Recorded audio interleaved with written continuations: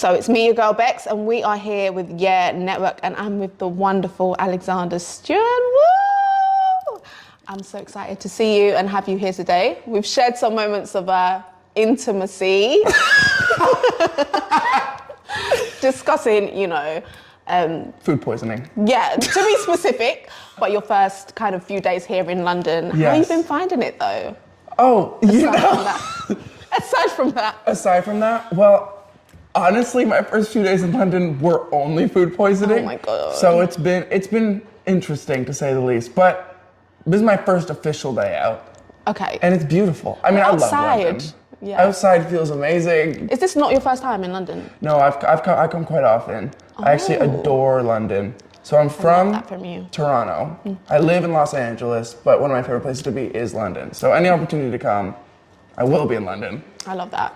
I just, I'm not used to being stuck inside with extreme food poisoning. No, but we forget about that. We move forward. We have moved forward. It's not even in my memory anymore. I love that for you. Okay, so I want to get into the music. I want to talk about your tour, but before we do, I want to play a little game. Are you down? Oh God, yeah. I suck at games.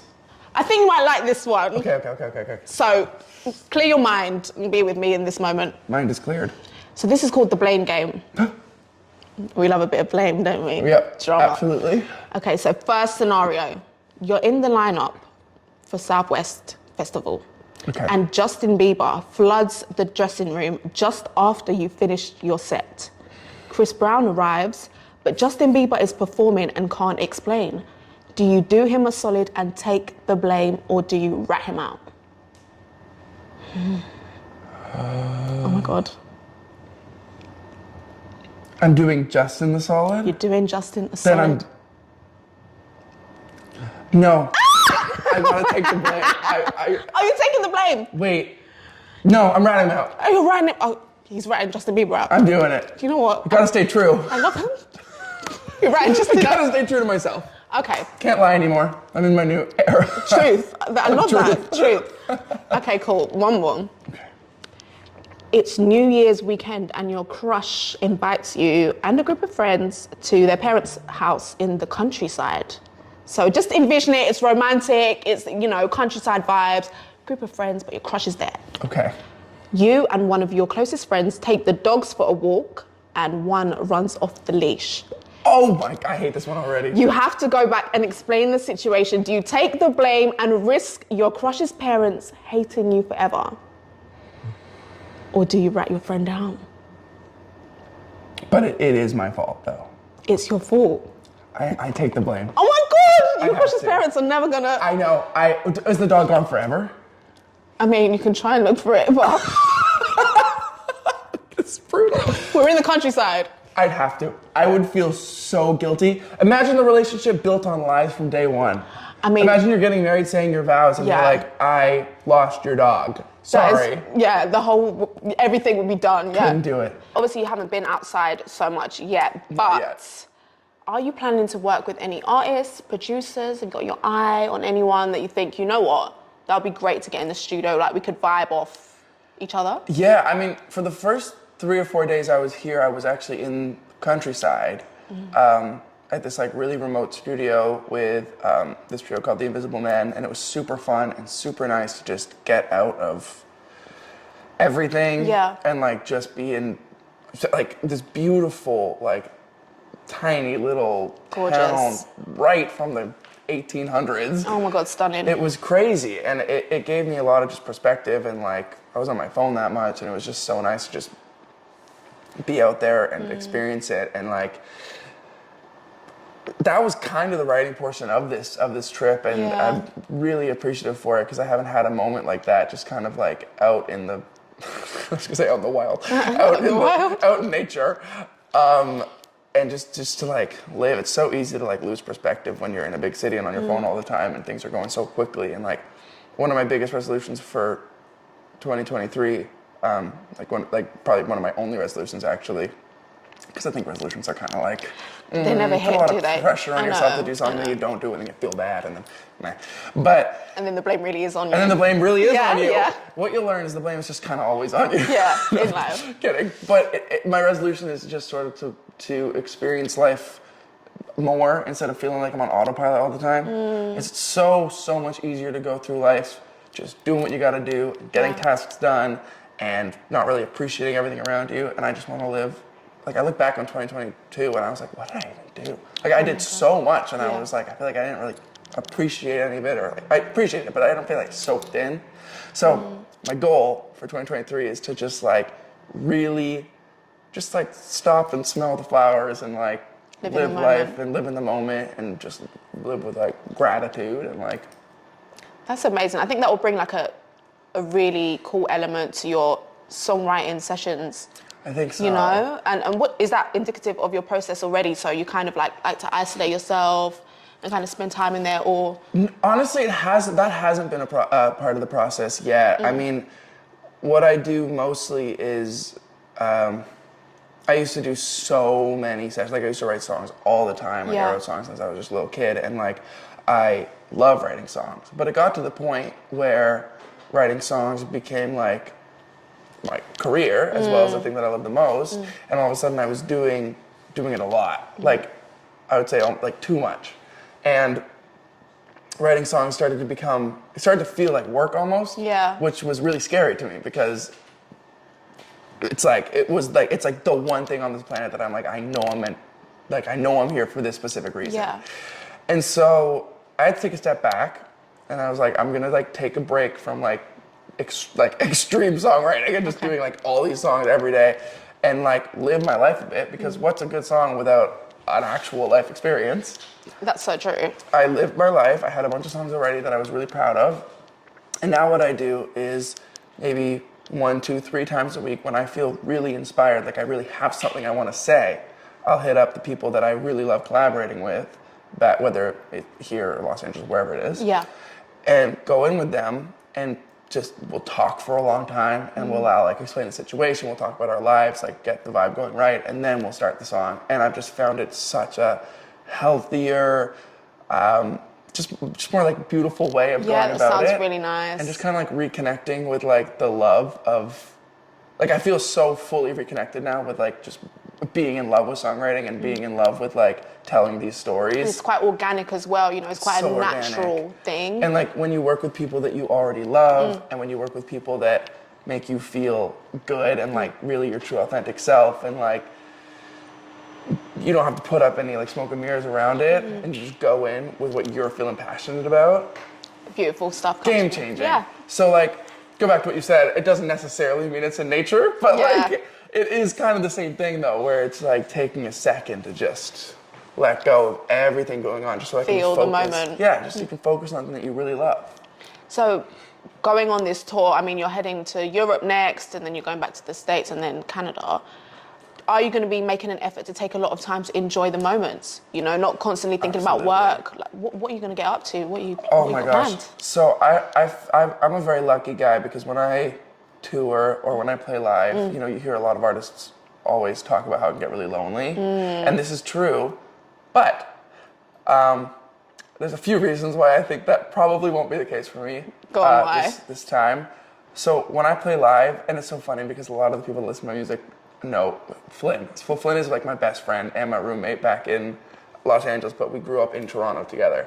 So no new friends, love that. No, he literally, best friend. We travel, whenever I tour, we travel together. So like when he's around, we get to like experience the cities and like do everything, and like, you know, you just have your friend there and you just get to like make memories. Yeah. Exactly. You don't have to feel like, because I feel like on a daily basis, like a big part of it for me was like I would do these things alone, and I feel like it would just like kind of, and I'd be getting through it, and I'd be like, that was really cool, but it would kill me because I'd be like, there's no one that I can like share this experience with. That sucks. And so when I do end up going on tour, and I'll have the people I love around me, and I'll just be like going through the cities, meeting all the new people that are coming to the shows for the first time, which is going to be so exciting. Crazy, yeah. I think it's going to be just really, really fun and beautiful, and I want people like in each city to tell me what's like the best things to do there when I'm there, so I can like experience the cities, because I when I travel, like again, part of the dream tradition, I want to do things in these cities and not just sit in a hotel room and like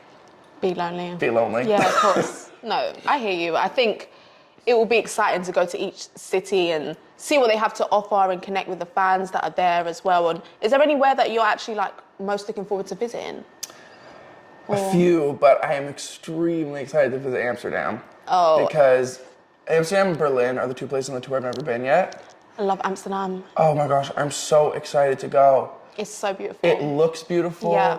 Everyone talks so highly about it. Amsterdam was the first place the tickets went on sale, and they went on sale this morning. Oh my gosh. And I got so many DMs this morning, like when I woke up, of people in Amsterdam who had bought the tickets and like sending them to me and screenshots and stuff. And I woke up and I was like, wow. Can't wait to get there. This is really happening. Oh my gosh. I'm extremely, extremely excited for all the shows, but just the city-wise, the two cities I haven't seen yet. It's brand how new. could I not be Yeah, excited? of course. You originally are from Canada and moved to LA. Yeah. So could you see yourself living in LA forever, or do you feel like you have the potential to relocate? Like, say you visit Amsterdam and you're like, this is amazing, I could live here. Do you think you could Absolutely. move? I never want to cut myself off from any possible opportunity to live anywhere. And like, truth be told, I don't love LA. It's very Low vibrational. Yeah, if you live there, you know, you just know it can be so fake and so draining, and like anywhere can. Yeah. But I just feel like it's sort of maybe a little bit like under a microscope there, because really everyone is there for the same reason, and people use people, and it's just like it can get just so draining. And like, I don't want this to sound like I'm ungrateful or anything, because I feel very grateful that I get to live there and get to have my life there. But that being said, I could absolutely see myself moving back to Toronto. Really? I really, really at some point in my life would love to get a condo with my parents. Yeah. And like go back home. And they have their place in Toronto, but I know they want to move like a few hours outside of the city. And so like, I would love to live in like London, for example. I love London. Yeah. So like, I never want to cut myself off from any opportunity. I don't like hate LA, but it's not necessarily my favorite place on the whole entire planet to live. I hear you. So it's all kind of just like, I don't know. Open. I just want to be a free spirit. Okay, I love that. It's good. It's good to have that energy, because I think it's important. You even said like not wanting to sound ungrateful, and you don't, like, you're just being honest. And I think it's so hard, because when you are in these big cities, it can get very like draining or lonely. And I've been following you since you did House of Cards, and I think your so since then I feel like I've got a little bit of an emotional insight to you. But how would you describe, like, maybe specifically since then, that you've been feeling and in an emotional way, how things have been? Yeah, oh my gosh. I mean, House of Cards is one of the most special songs to me that I've ever written, because it was the first song I ever put out that was finally like authentically myself. Like, it really, really felt like me. I think you feel that. I can hear that in the song as well. It was just, oh, thank you. It was just like a breath of fresh air to put that song out. And I had to like, before that, the songs I love putting out are like sad, emotional, like ballads, essentially. I'm an emo babe. Me too. Yeah. And I feel like before that I really had to fight to put the songs out that I wanted to put out. And when House of Cards came out, it was just like, okay. It was like the start of my new like kind of journey as an artist. And that was about 2 years ago. And since then, it's just, I feel like I've grown more as a person in the last 2 years than I have like my whole life combined times 10. Yeah. It's just like once I finally was able to like settle into like the music that I wanted to make and follow the path that I wanted to follow and live my own life with people around me that supported what I wanted to do, it just changed everything. Yeah. And, following that was, I had the EP come out, and then I had a few singles come out, and every song I've released this year I love. And I'm just like, it's just been so unbelievably refreshing. Yeah, of course. And it's funny, because like, it translates. Like, the songs that, have done the best for me are the ones that I feel the most connected to. Yeah. Who'd have thought? But it makes sense. It makes sense. Yeah. But it is kind of funny that a lot of people want you to do a lot of things, but 100% of the time, the thing that's right is the thing that you feel. If it comes to like your art, obviously. So like, that makes sense. I mean, you've got an album coming this year, haven't you? I do believe. So will we hear more about kind of those realizations on the album?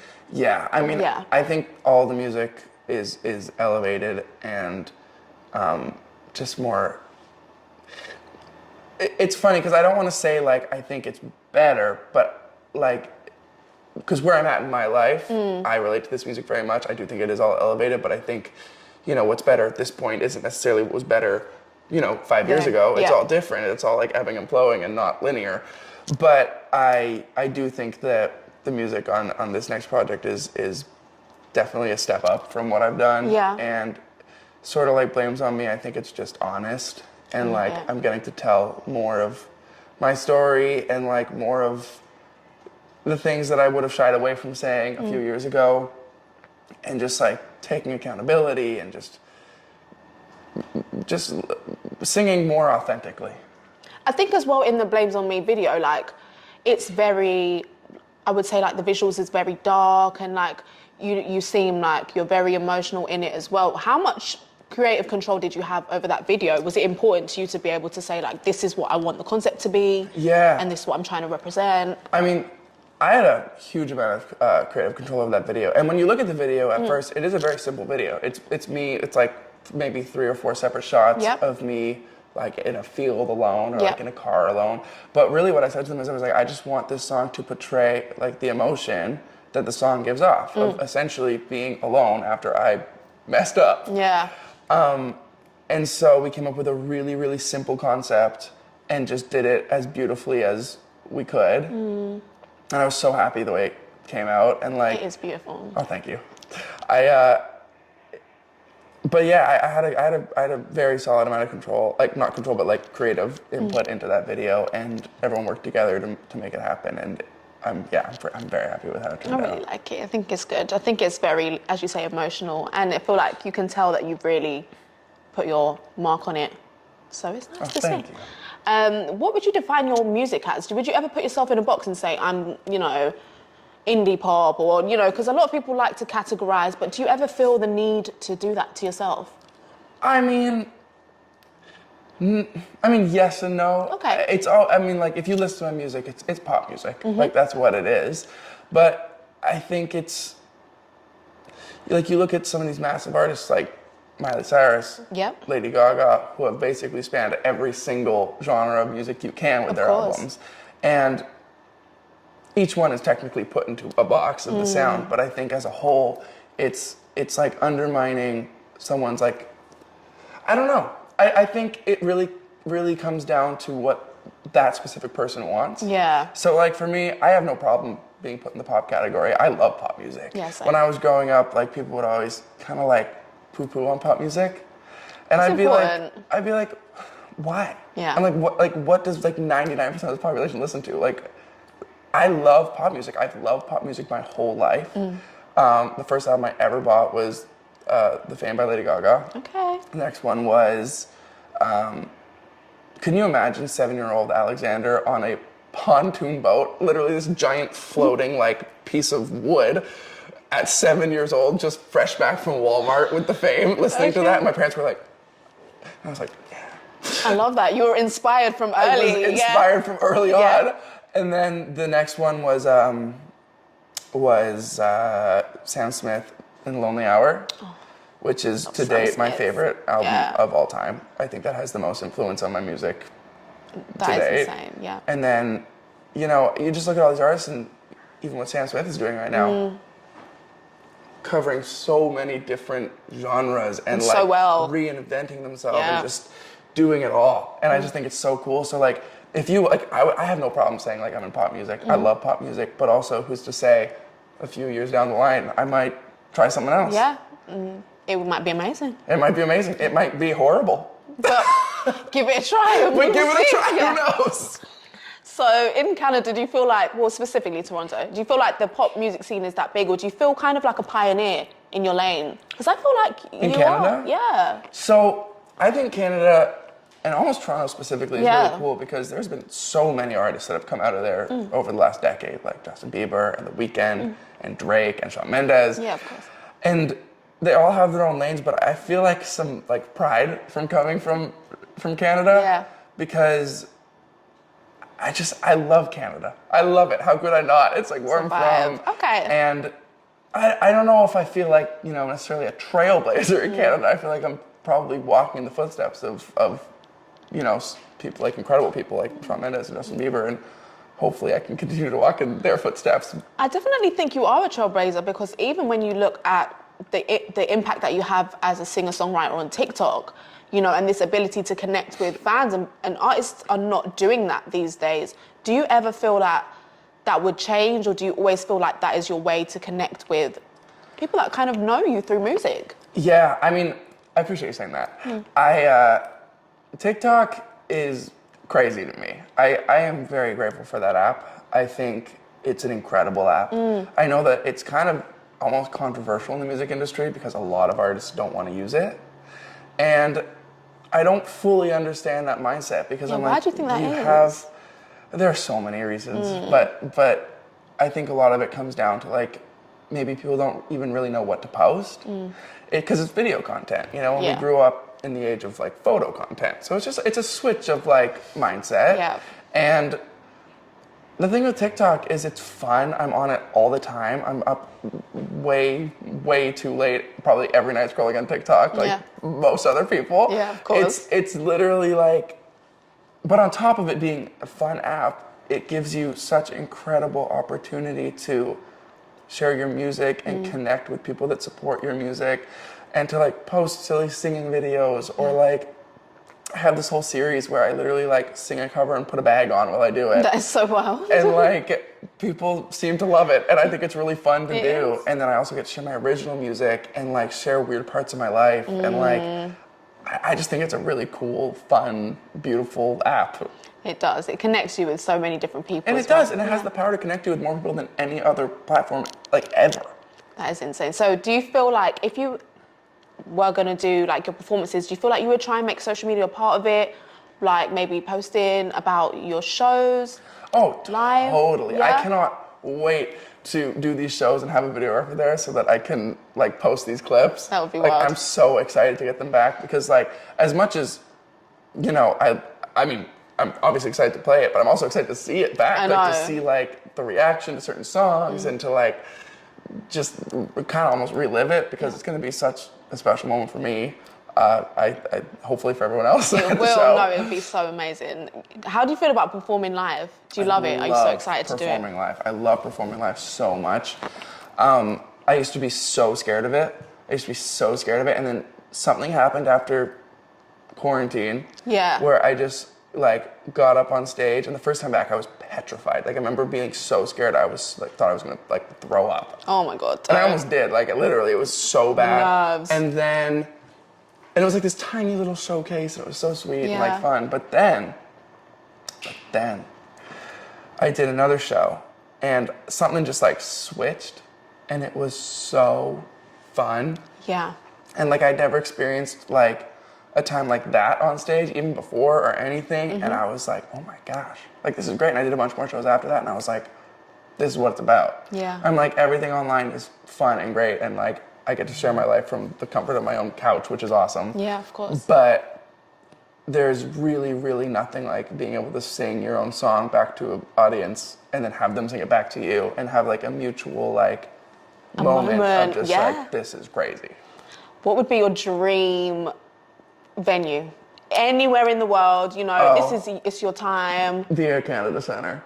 Really? That's the arena in Toronto. Oh my God. And it's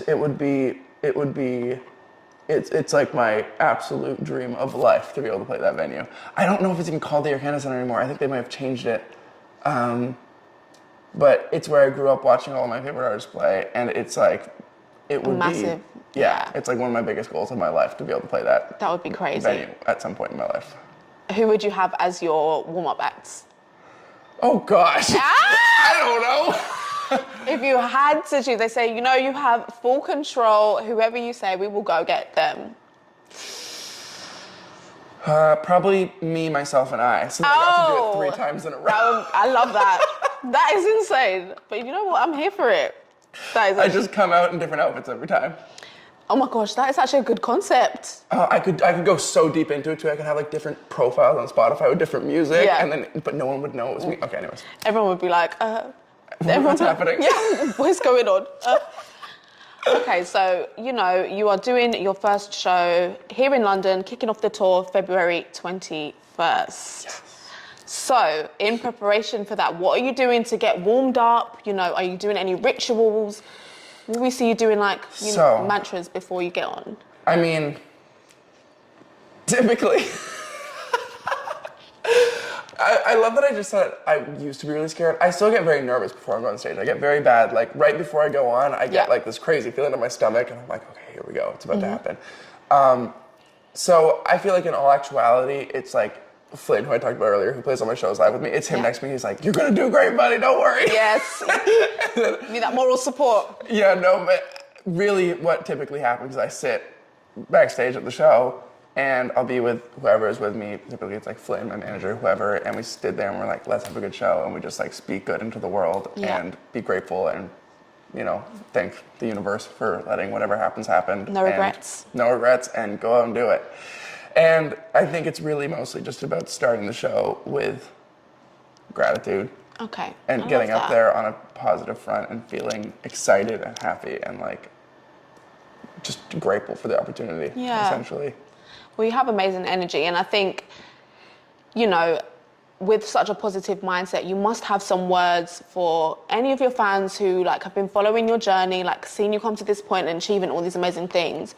What would you say to somebody who maybe wants to be an artist, a singer, a songwriter, and is struggling with, being themselves and just going for it and just living in that moment? What would you say to them? I mean, I think about this a lot because I think about what I would have wanted someone to say to me when I was starting.